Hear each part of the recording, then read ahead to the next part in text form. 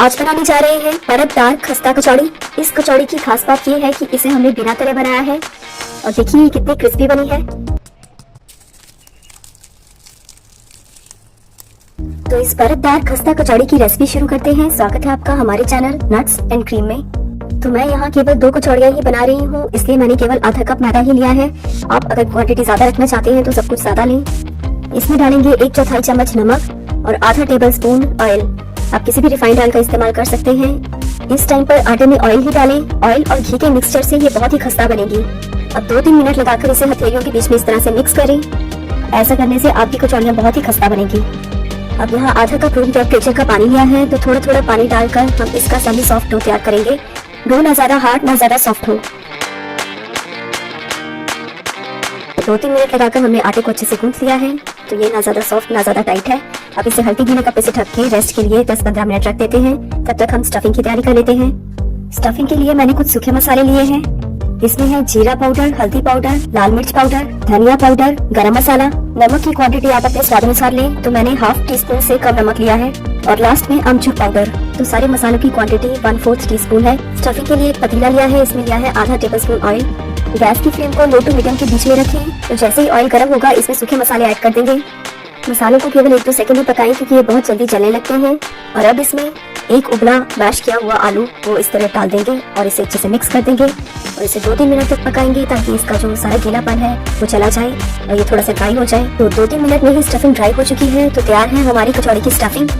तो अब बनाते हैं एक ऐसा मिक्सचर जिससे हमारी कचौड़ी बढ़िया खस्तादार बनेगी। तो एक कटोरी में उसमें डाला है 1 चम्मच वनस्पति घी। तो आप किसी ऑयल या बटर का इस्तेमाल ना करें, तो बेस्ट रिजल्ट है वो वनस्पति घी से ही आता है। अगर आप इसे यूज नहीं कर रहे तो इसकी जगह आप देसी घी भी यूज कर सकते हैं।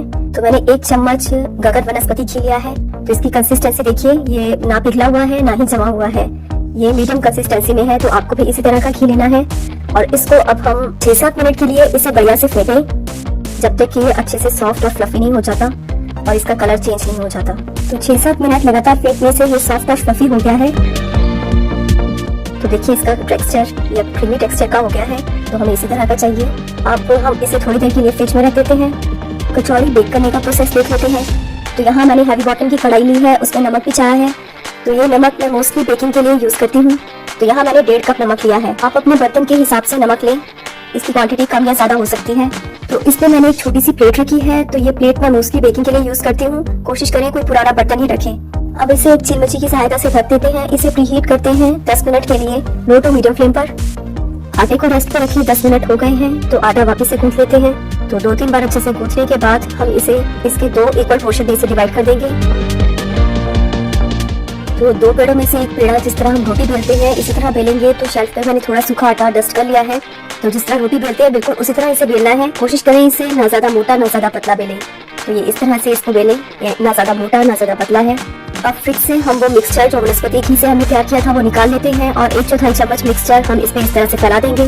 तो इसे हर तरफ से अच्छे से अप्लाई कर दें।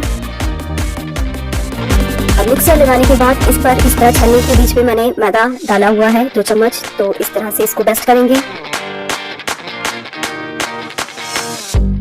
डस्ट करने के बाद इसे इस तरह से फोल्ड करेंगे। तो एक फोल्ड इस तरफ और दूसरा इस तरफ। अब वापस से 1/4 चम्मच हम जो वनस्पति घी का मिक्सचर है वो लगाएंगे। लगाने के बाद इस पर दोबारा सूखा मैदा इस तरह से डस्ट करेंगे छन्नी की सहायता से।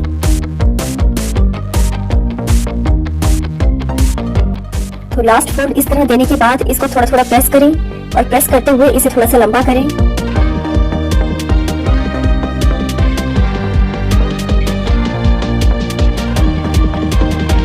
फिर से 1/4 चम्मच इस पे मिक्सचर लगाएंगे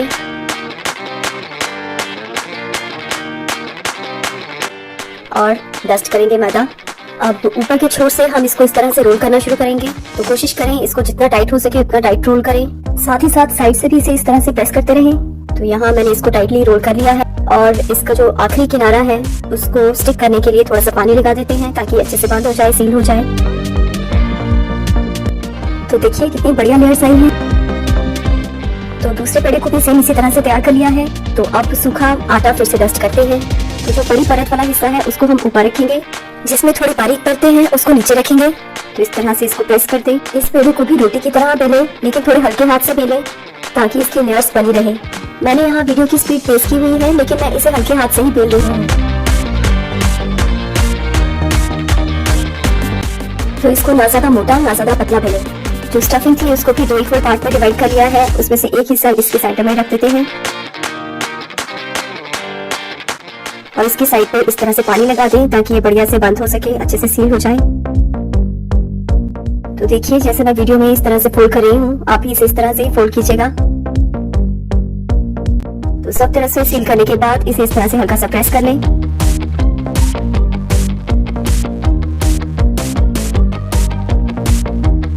और दूसरा पेड़ा भी हम इसी तरह से तैयार कर लेंगे। तो दोनों कचौड़ियाँ हमारी बन करके तैयार हैं। तो कढ़ाई को लो टू मीडियम फ्लेम पर 10 मिनट के लिए प्रीहीट कर लिया है।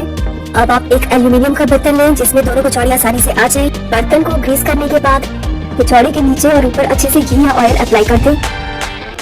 तो अब इसे रख देते हैं प्रीहीट की हुई कढ़ाई में। अब इसे चिमची की सहायता से ढक दें। मीडियम फ्लेम पर इसे 20 मिनट के लिए पकाएं। तो 20 मिनट बाद इसे चेक करते हैं। तो इसके ऊपरी हिस्से में वापस ऑयल या घी अप्लाई कर देते हैं और इसे इस तरह से टर्न कर दें। तो देखिए एक साइड बढ़िया से गोल्डन ब्राउन हो चुकी है। वापस से इसे ढक देते हैं। दूसरी साइड इसे 10 मिनट के लिए पकाएं। 10 मिनट में ये बढ़िया से पक जाएगी, लेकिन मैंने इसे 15 मिनट रखा है ताकि इस पे बढ़िया सा कलर आ जाए। तो देखिए कितना बढ़िया कलर आया है इस पे। तो ये बढ़िया से पक चुकी है। अब इसे सर्व कर लेते हैं। तो अपनी मनपसंद चटनी के साथ इसे सर्व करें। देखने में ही ये कितनी बढ़िया है, खाने में ये उससे भी बढ़िया है और ये बहुत ही क्रिस्पी बनती है।